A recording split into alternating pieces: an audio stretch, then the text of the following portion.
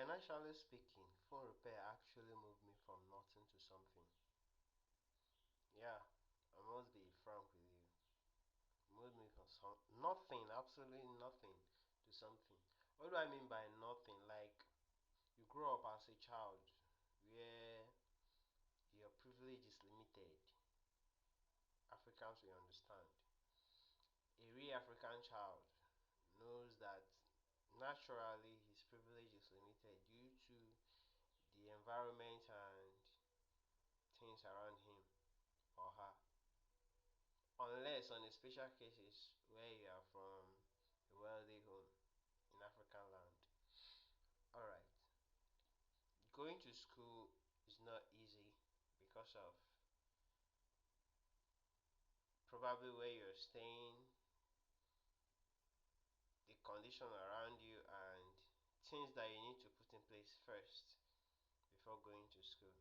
Definitely you will go because we all have the mentality that the only way to get away from poverty is going to school. At least it was imbibed in us. But for my case, it happened to be that I took it very, very serious. You must go to school to get something out of life. So I decided to go to school as instructed by my parents. But it got to a point that school is not really easy because the finance to stay in that school is another factor. To remain in that school is another factor. So I actually stopped going to school because of financial issues. So after my higher institution, like after my secondary school days, I have to go and learn a skill. So that's where I got phone repair skill. Luckily for me, in 3 months, I was able to master the basics of the skill. So I guess it's time to go back to school. So I went back to school. People who know how getting the school's certificate then was, especially the West African certificate, knows how it works. It's not easy to get. Most times you have to write it two, three, or four times. Unless you are an exceptional kid, you just go in and come out once. So after the 3 months of getting these skills, I got my result. It was very, very poor indeed. So I have to go back to school to make sure I get the results. When I got to school, fortunate for me, I was able to pay the school fees by my parents. But paying the school fees is not enough. There are dues attached. They have paid the school fees, they've tried. But what else could you possibly do? Because one day you'll be sent out of class because of dues. So I have to put my skills into work. I have to do something with the skills. So I started telling my fellow students, this is what I do. Some of them will trust, some of them will laugh, some of them will just feel I can't. So I was fortunate to be trusted out by few who gave me their phones and I get it fixed. Gradually, that was really the toughest time. Like, man, nothing is coming and the money I get from it is very low. So, but the hardest part of it is that the knowledge I have is very, very limited.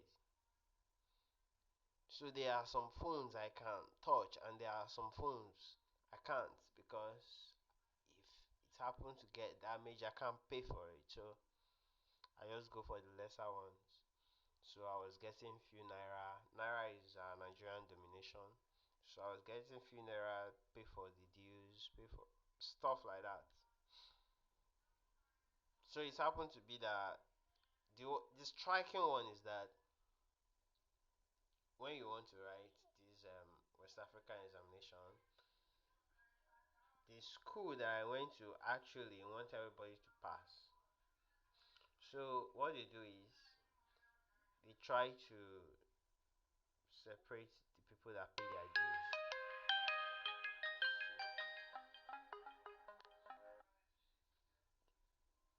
They, so they try to separate people who pay their dues from people who don't pay their dues.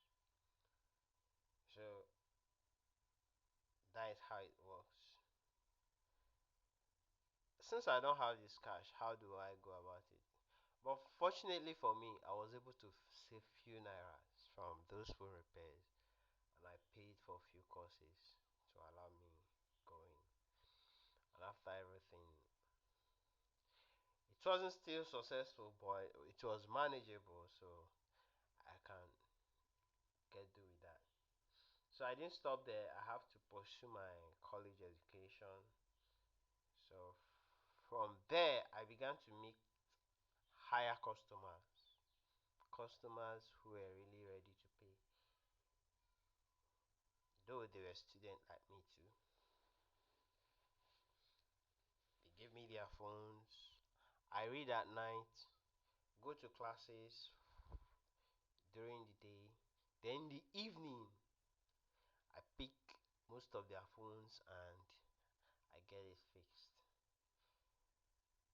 Most times, the challenging aspect of it is that in an attempt to get this phone fixed, you damage most of them. Though it's not your intention, it's not my intention, though, to damage anybody's phone, but technically, that's how it works most times. You fix 10, you get 4 or 5 damages. You use the money for two to pay for the remaining ones, and you are still at profit. As I still gather more skills to get this work well to where I want it to be. So after a while, I got a shop, a little shop at the major road where people can see me. But still, the business was not working as I used to, as I expected it to. So fast forward to 2016. These stories I was telling you was far back 2010, 2011. So fast forward to 2014. Let me say 2014. So I was able to get admission into the university. When I got the admission, it was really tough. Even paying for school fees was very tough. Even paying for acceptance fee was very very tough. So I got a shop where I fixed, but I was not making any good money. As time goes on, I got another shop.